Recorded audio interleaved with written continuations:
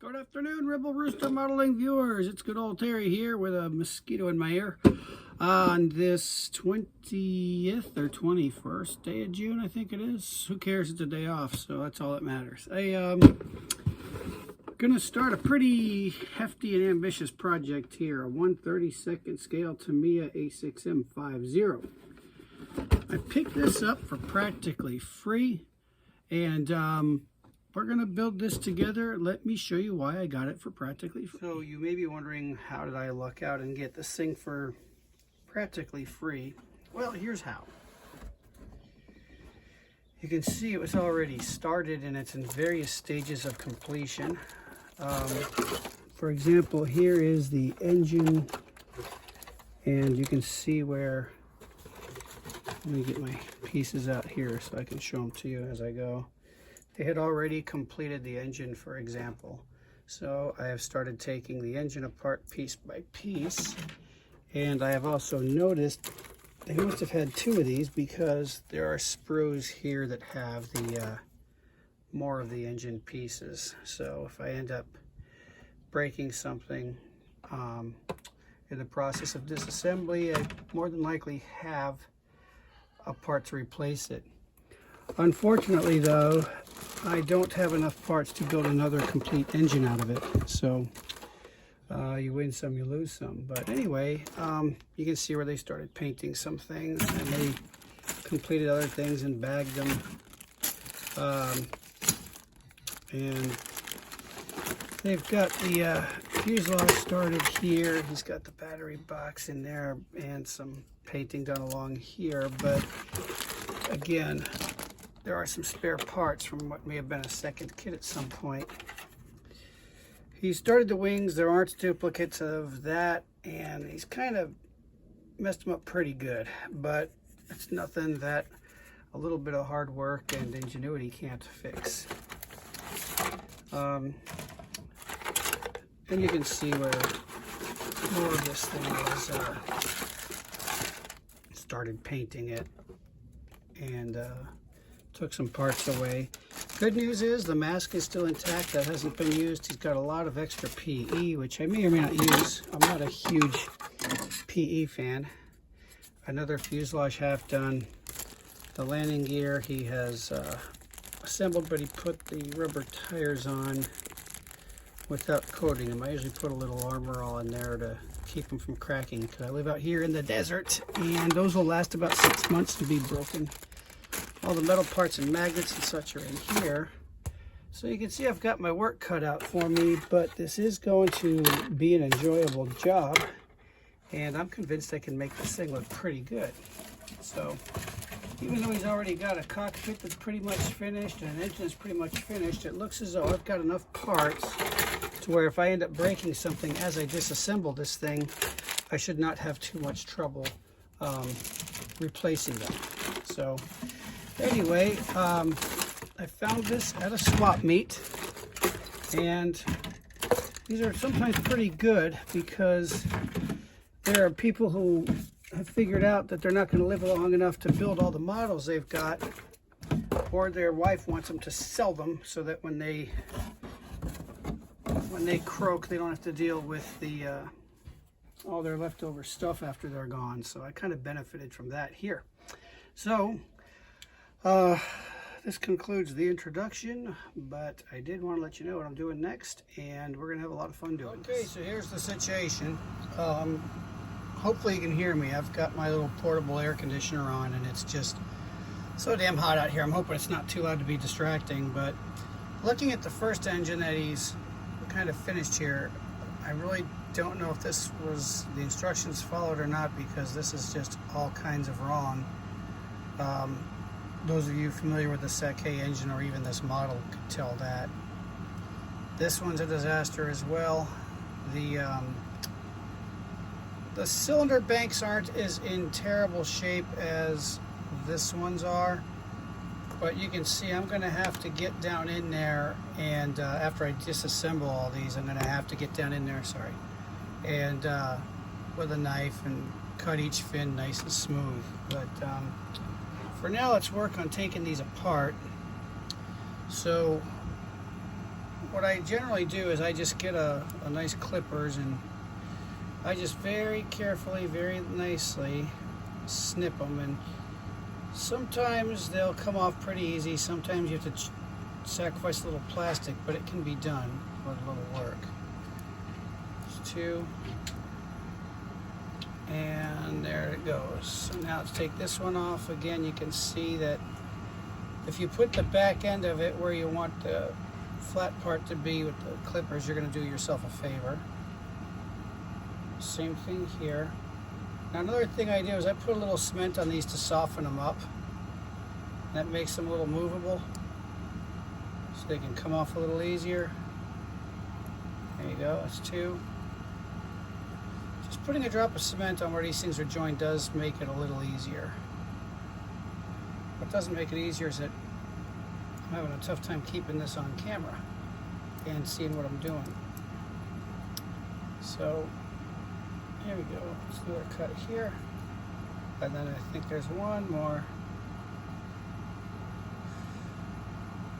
There we are. And now that one's off.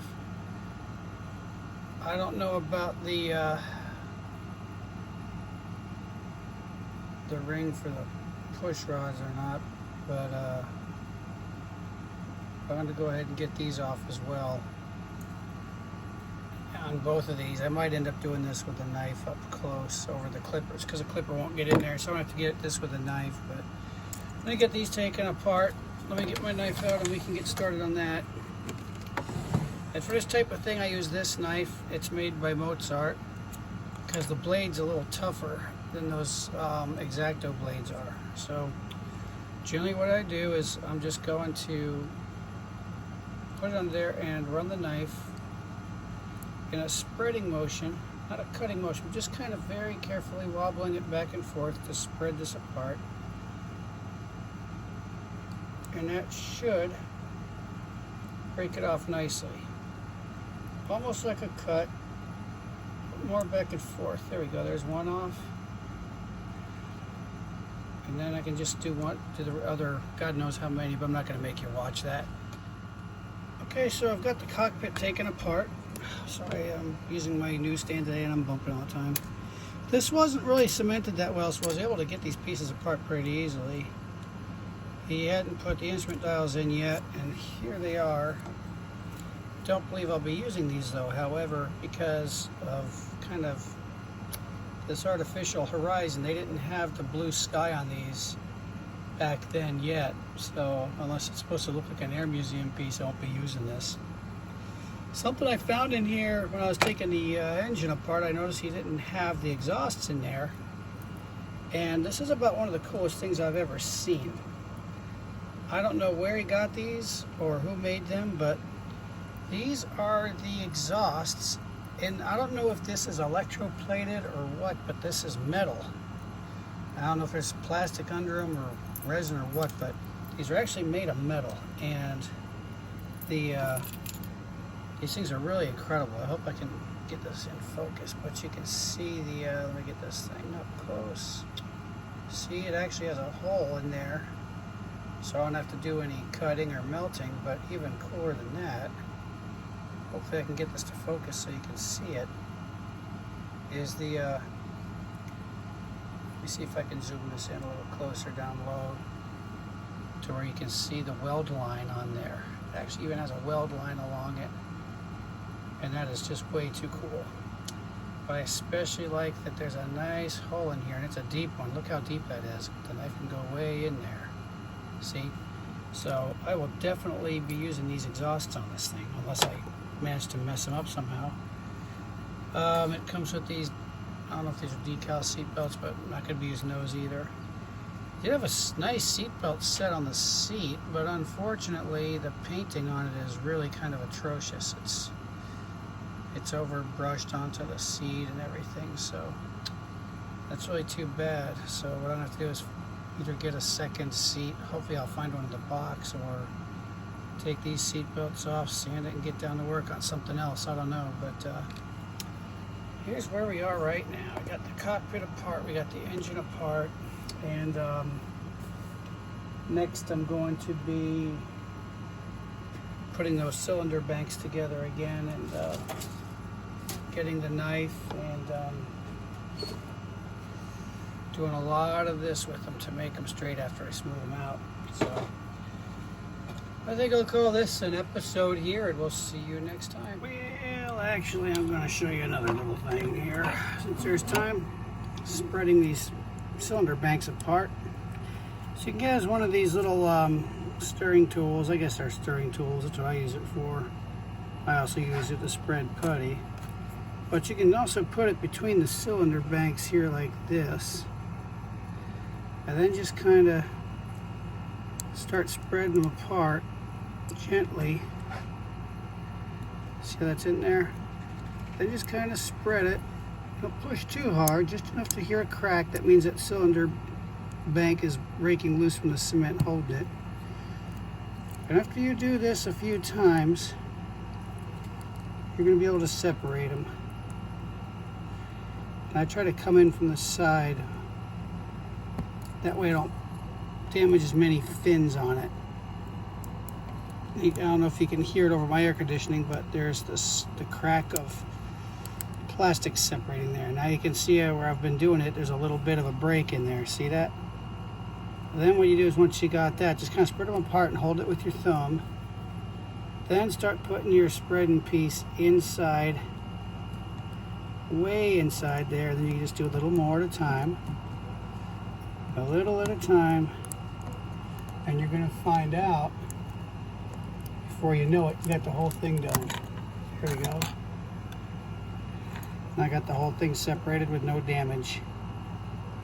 Now we can get to work on smoothing these fins out. So what I'm going to do is I'm going to scrape this here gently, like so, just right in there where that separation is, that halving, really carefully to where they're smooth. There, now you can see it's kind of smooth in there, as opposed to like this one where you see that big separation mark there. Ones I've scraped right here, this one looks a lot better. So now what I'm going to do is I'm going to get a little bit of cement, some extra thin. I'm going to find the one I just worked on. Oh, let me see. There she is. No, that ain't it. Well, I lost it, so let's start another one. Do that with this one. Very gently, it's a tedious job, but it does get done. Now you can see it in there. It's hasn't got that big line in there as much. So I'm going to get a little bit of extra thin, and I'm going to spread that around. That's going to kind of soften it up. And then in one direction only, I'm going to push this knife between the fins while that cement is soft to put those dips in there where they were, the cooling fins. And that should make it really nice. So you can see already, this is only the first pass. It's already starting to look better. So I'm going to put a little more cement in there, a little more extra thin. And I'm going to let that set a little bit, and then I'm going to start carving my fins again. And I tend not to come back. I just push in one direction, because if you come back, anything that gets up here on the blade is going to draw back through it and muck it up and make it have a spot on there. So now you can see, once that cement settles down, it's going to look a lot better than having this big divide line in there. Let me find one that's a little more pronounced, or a pit. So these are things, or an uneven spot here where it's a shelf. It's kind of maybe hard to see on the phone, but you're going to see it's going to look a lot nicer. So I'm going to finish reforming these fins, and then I'm going to paint that cylinder bank. Okay, so hopefully you can hear me over the air conditioner, but Here's the front cylinder bank, which I didn't do any work with from that engine. I separated it, and you can see there's pretty bad lines going through the middle of the valve covers. The cylinders have a pretty marked line going right down the side there, and you can see some pretty bad splits on all of them. And so I went through my process of scraping and smoothing, and then I just did a pretty quick job here. I got a little more work to do on it, but you can already see how much better it looks. You can see on the inner banks those lines are less pronounced. And there's one I missed, but you can see on the valve covers those lines are pretty much gone, those dividing lines, and it looks more metallic than whatever they had on here, gray or something. But I'm gonna do a little more dress up on this, but you can really see already how much better this looks when you look at them next to each other. It's a little bit of work, but you can really make it look good that way. And then I'm going to give it an oil, a little bit of black oil wash to make it shiny and look like there's oil spilled on it. And nothing looks like oil, oil. So this engine will be redone, and hopefully by the next episode we'll be in the construction stage of it. But you can see how you can make something look much better with a little bit of work. Okay, one last thing, and then I'm really done here. Just wanted to show you, there's the original engine as it was done. I took it apart and I redid one of the cylinder banks, and you can see it looks much better. Much better. It's been sanded, refinned, and then I sprayed it with AK Extreme Metal Dark Aluminum, and then I did a black oil wash on it and rubbed the oil in after that, and I think this looks a lot better. So you can see this is going to be a nice model despite its humble beginnings.